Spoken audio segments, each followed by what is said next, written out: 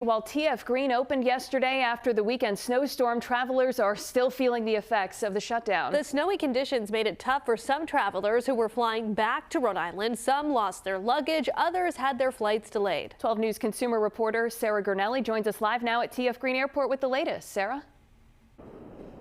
Hey guys, I spoke with several flyers who say they are just happy to be home.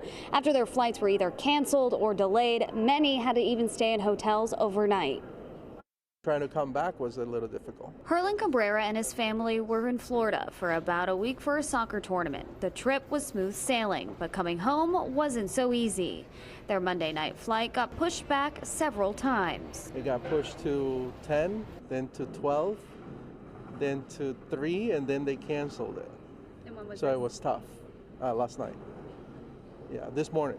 So we had to get a hotel, get an Uber, come back again this morning, and here we are, back in Rhode Island. He and his family were happy they got a hotel. He says other people stayed in the airport overnight. But he loves to travel, especially with his family. Do you consider this a family memory?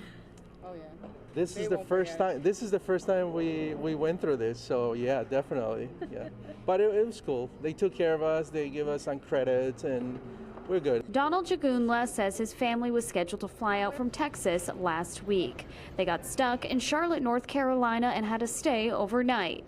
They didn't make it home until Monday. We have about 4 or 5 changes, cancellation. And where is your luggage? I don't know. They said they will ship it to our house maybe tomorrow morning. Meanwhile, this couple from Cape Cod says their flight home from Florida was smooth sailing on Tuesday. A lot of anxiety.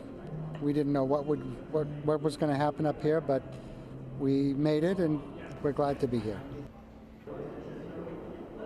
And we learned that about 100 bags are being brought to American Airlines alone that were lost during travel.